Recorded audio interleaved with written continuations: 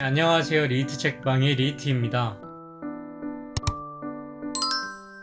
오늘 리뷰해볼 책은 알베르 까뮈의 이방인입니다. 이방인은 시지프 신화에 대한 이해가 필요합니다. 저의 시지프 신화 리뷰 영상을 안 보신 분들은 보고 오시는 걸 추천드립니다. 그러면 바로 시작하겠습니다. 메르소는요, 자기 자신을 육체적 욕구에 밀려 감정은 뒷전이 되는 그런 천성이라고 설명합니다. 알베르 까뮈는 이방인 미국판 서문에서 메르소를 가난하고 가식이 없는 인간이며 한 군데도 어두운 구석을 남겨놓지 않는 태양을 사랑한다고 말합니다. 여기에서 확실해지는 건 메르소에게 진실이라는 건 육체라는 겁니다. 그는 어머니의 죽음보다 햇빛, 가죽 냄새, 연구차의 말똥 냄새, 니스칠 냄새, 향 냄새, 잠을 자지 못한 하룻밤의 피로를 더 강렬하게 느낍니다. 그렇기 때문에 어머니의 장례식을 치르고 알제로 돌아온 메르소는 침대에 드러누워 12시간 동안 실컷 잠잘 수 있겠구나 하고 생각했을 때 평온한 기쁨을 느낍니다. 그것뿐입니다. 다른 건 없죠. 그렇기 때문에 메르소는 강아지와 닮았습니다. 강아지 또한 어떠한 사건보다 자신의 육체에 정직하게 반응하니까요. 육체와 습관은 긴밀한 연관을 가지고 있습니다. 육체는 습관을 사랑하고 영혼은 변화를 사랑합니다. 그렇기에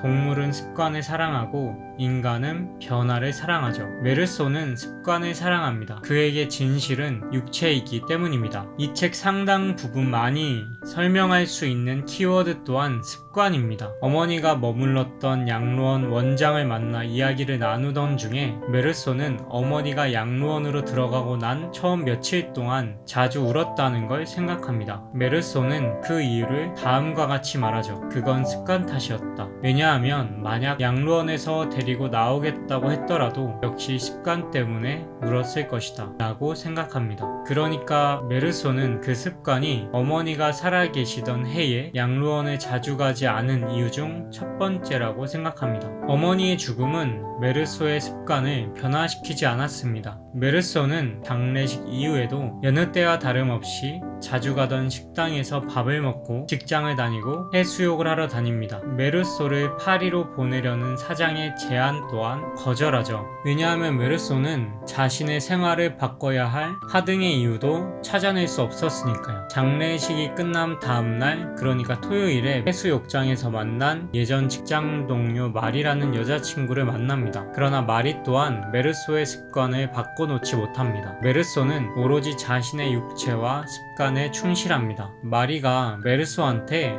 자기를 사랑하냐고 물어봤을 때도 그건 아무래도 상관없는 일이라고 말하죠. 메르소는 마리에게 정욕을 느끼고 함께 있을 때 즐거움을 느낀다는 것 이상을 알지 못하는 겁니다. 강아지는 우리에게 자신만을 사랑해달라 요구하지 않죠. 강아지는 그 주인과 함께 있을 때 즐거움을 느낀다는 것 이상을 알지 못합니다. 메르소 또한 같습니다. 살라마노 영감과 스페니얼 개의 관계에서 이 습관은 절정에 달합니다. 살라마노 영감은 철도 공무원 출신으로 지금은 연금으로 하루하루 살아갑니다. 그의 아내가 세상을 떠났을 때 그는 외로움에 못 이겨 그의 동료를 통해 스페니얼 개를 자신의 집으로 데려옵니다. 그리고 그들은 8년 전부터 하루에 2번씩 산책을 다니죠. 오전 11시와 오후 6시. 살라마노 영감과 스페니얼 개의 관계가 아무리 괴상하다 할지라도 그건 그들의 습관입니다. 서로 길들여진 거죠. 그러던 어느 날 스페니얼 개가 도망친 건지 아니면 그 살라마노 영감이 개를 잃어버린 건지 모르겠지만 그 개는 어디론가 사라지게 됩니다. 살라마노 영감은 메르소에게 도움을 청합니다. 메르소가 이런저런 조언을 해주고 그 영감은 자신의 방으로 돌아가는데요. 메르소는 그의 침대가 삐걱거리는 소리를 듣습니다. 곧이어 살라마노 영감은 괴상한 소리를 내며 울었죠. 메르소는 그때 다음과 같이 독백합니다. 내가 왜 엄마를 생각했는지 모르겠다. 왜냐하면 메르소의 엄마도 양로원에 처음 들어가 며칠 동안은 자주 울었다고 했거든요.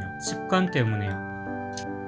메르소가 아랍인을 총으로 쏴서 죽인 이유 또한 오로지 육체가 원인입니다. 메르소는 이후 재판장에서 태양 때문에 죽였다고 말했는데요. 이는 일말의 거짓이 없는 진실이었습니다. 실제로 메르소는 바닷가로 이어지는 그늘진 샘에서 아랍인을 다시 만났을 때 그는 뒤로 돌아서기만 하면은 일은 끝나는 것이란 걸 알고 있었습니다. 그러니까 대립하지 않고 뒤로 돌아서 다른 곳으로 갔더라면 아무 일도 없을 거란 걸 알았다는 거죠. 그러나 그는 햇볕에 진동하는 해변 전체가 그의 뒤에서 죄어들어 왔다고 생각하죠. 그리고 그는 샘으로 향해 몇 걸음 옮기게 됩니다. 그 행위가 어리석은 짓이란 걸 압니다. 왜냐하면 한 걸음 몸을 옮겨본댔자 태양으로부터 벗어날 수 없다는 걸 알기 때문이죠. 그러나 메르소는 태양을 피하려고 아라빈이 누워있는 그늘로 향하는 겁니다. 여기에서 메르소가 자신을 정의한 말이 이해가 갑니다. 육체적 욕구에 밀려 감정은 뒷전이 되는 그런 천성. 메르소는 태양이 몹시 뜨거웠습니다. 그렇기에 그는 서로 칼과 총을 들고 있으면서도 상대에게 걸어갑니다. 단지 그늘을 찾기 위해서였죠. 그러다가 태양 때문에 방아쇠를 당깁니다. 그리고 움직이지 않는 아라빈의 몸에 4방을 더 쏘죠. 메르소는 불행의 문을 두드리는 4번의 짧은 노크 소리라고 생각합니다. 그가 익숙하게 생활했던 모든 무대 장치는 붕괴됩니다. 이제 메르소는 습관으로 얼룩진 무대 장치에서 빠져나와 익숙치 않은 곳으로 가야 했죠. 바로 감옥이었습니다.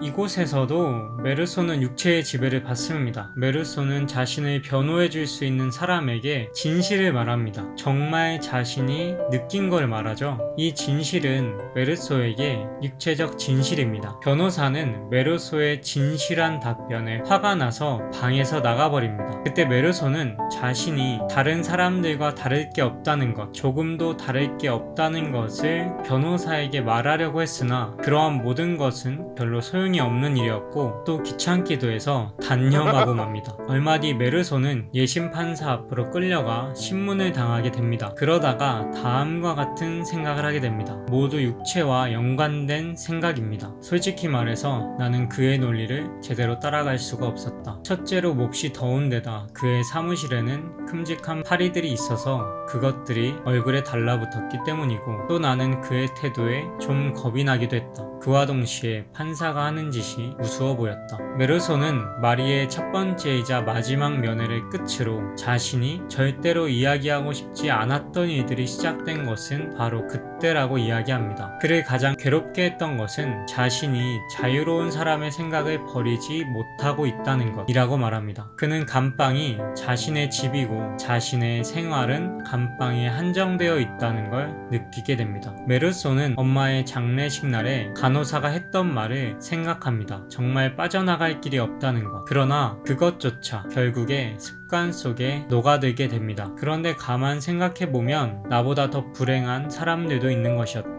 사실 이건 엄마의 생각이었는데 엄마는 늘 말하기를 사람은 무엇에나 결국은 익숙해지는 것이라고 했다. 나중에야 나는 그것도 징벌의 일부임을 깨달았다. 그러나 그때는 벌써 담배를 피우지 않는 일에 익숙해져서 그것은 이미 나에게 아무런 징벌도 되지 못했다. 진실 속에서 사는 메르소는 세상 사람들과 잘 맞지 않습니다. 육체적 욕구에 밀려 감정은 뒷전이 되는 메르소는 감정에 밀려 육체적 요구는 뒷전이 되는 사람들과는 맞지 않았죠. 그는 자신의 살인을 변호하기 위해 다음과 같이 말합니다. 우연이었습니다. 태양 때문입니다. 좀 어처구니 없지만 이건 진실이죠. 그러나 결국 육체적 요구에 밀려 어머니에 대한 감정의 표출이 없었던 메르소는 사형 선고를 받습니다. 알베르 까뮈는 이방인 미국판 서문에서 이와 같이 말합니다. 우리 사회에서 자기 어머니의 장례식에서 울지 않는 사람은 누구나 사형 선고를 받을 위험이 있다.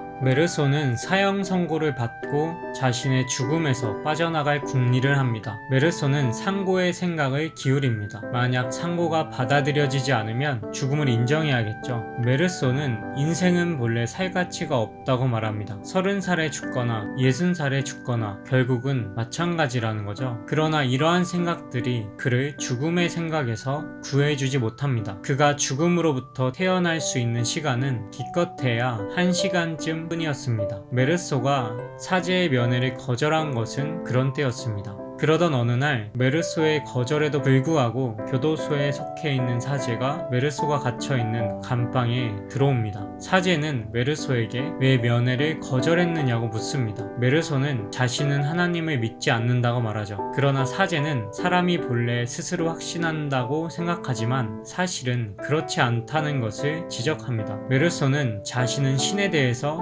관심이 없다고 말하죠. 이때 신부는 너무나 절망한 나머지 그런 말을 하는 것이 아니냐 라고 묻습니다. 메르소는 아니라고 답하고 죽음 앞에서 두려워하는 건 아주 자연스러운 것이라 말합니다. 사제는 당신은 그럼 아무 희망 없이 죽으면 완전히 사라져 버린다는 생각으로 살고 있습니까? 라고 말했을 때 메르소는 그렇습니다 라고 답합니다. 그렇게도 이 땅을 사랑합니까? 메르소는 대답하지 않습니다. 마침내 사제가 메르소에게 다가가 기도해 주려고 할 때 메르소의 속 안에서 무엇인가가 툭 터져버리고 맙니다. 이때부터 알베르 까미가 시지프 신화에서 설명한 반항, 자유, 열정의 궤도가 그대로 드러납니다. 메르소는 이 땅의 것을 긍정합니다. 이는 반항이죠. 그는 영원에 대해 반항합니다. 제2차 세계대전 때 기마병을 이끌고 독일 전차부대에게 돌진하는 폴란드 군과 같습니다. 까미도 이 비유를 시지프 신화에서 언급합니다. 전차에게 달려드는 기마병. 우리는 이 장면을 보며 저것은 부조리하다 라고 말할 겁니다. 그러나 지금 메르소는 자신의 손에 쥘 수 있는 이 확실한 진리, 육체를 긍정하고 영혼에 대해 반항합니다. 사제의 멱살을 잡고 고함을 칩니다. 이내 간수들이 들어와 메르소를 위협하지만 사제는 간수들을 진정시키고 눈물이 가득 고인 눈으로 메르소를 바라보다가 밖으로 나가버립니다. 그리고 메르소는 다음과 같이 말하고 있습니다.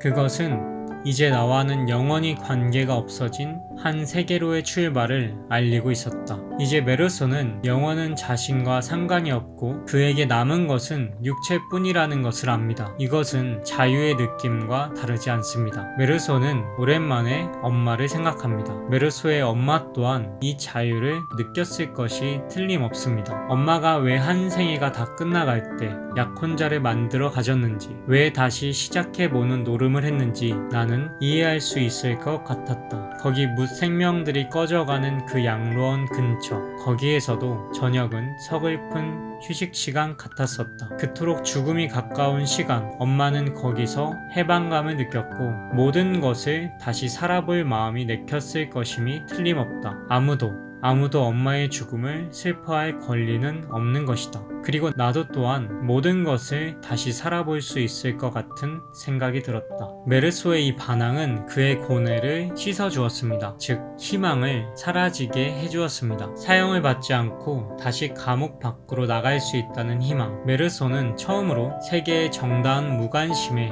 마음을 열 수 있게 됩니다. 무대장치, 세계, 습관이 붕괴되면 사람들은 세계의 무관심에 구토를 느낍니다. 이전 영상에서 사르트르의 구토에 나오는 로캉탱이 마로니의 나무의 무관심에 구토를 느꼈듯이, 그러나 메르소는 지금 그 무관심을 정답다고 표현하며 받아들입니다. 세계는 아무 이유 없이 존재하고 메르소 또한 아무 이유 없이 존재하고 있습니다. 메르소는 이 세계와 자신은 서로 너무나 닮아 마침내 형제 같다는 것을 깨닫습니다. 메르소는 처형되는 날 많은 구경꾼이 모이기를 원합니다. 자신을 증오의 함성으로 맞아주었으면 좋겠다는 메르소의 독백으로 이 소설은 끝이 납니다.